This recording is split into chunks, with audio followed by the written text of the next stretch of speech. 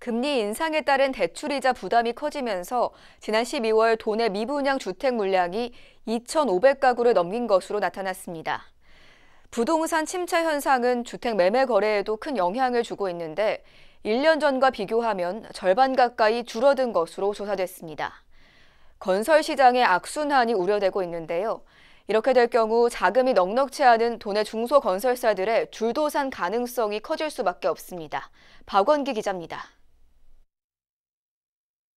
지난달 31일 국토교통부가 발표한 12월 주택 통계를 보면 전북 지역 미분양 주택은 2,520가구로 집계됐습니다.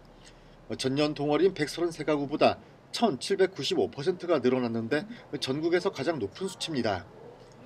분양시장은 단적인 예입니다. 주택거래 시장은 경색 상황입니다. 주택 매매 거래량은 1,206건으로 전년 동월과 비교해 45.6%가 감소했습니다. 작년 추석 지나서 또 그 하반기 이후로 점점 심해지고요. 미분양 물건도 생겼지만 기존 물건도 거래가 안 되고 있기 때문에 같이 체증이 되는 거죠. 전세와 월세 거래량도 크게 줄었습니다. 그나마 전세가 조금 개선이 되기는 해요. 물건을 내놓는 사람 입장에서는 전세자가 나간다고 하니까 그분을 돈을 내줄 걸 대비해서 똑같이 전세를 내놔요, 처음에는. 근데 전세가가 좀 떨어졌기 때문에 시간이 다가올수록 돈을 만들어야 되고 그분이 살고 있는 집을 담보로 해서 새로운 대출을 받아서 아파트 가격도 가파르게 떨어지고 있습니다. 아파트 가격에 거품이 있다는 게 전문가들의 지적이었는데 아직까지 해소가 안 됐다고 보고 있습니다. 실수요자보다 가수요자 중심으로 아파트 가격이 형성된 만큼 당분간 하락 조정이 계속될 것이라는 분석입니다.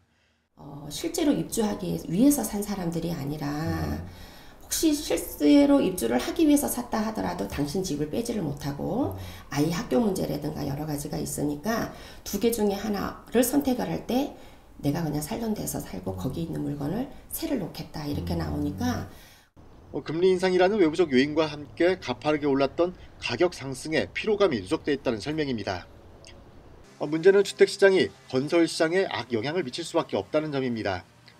도내 중소건설업체의 경우 자금 회수가 원활히 되지 않으면 도산 가능성이 높아지는데 이는 다시 경제 전반을 악화시킬 수밖에 없습니다.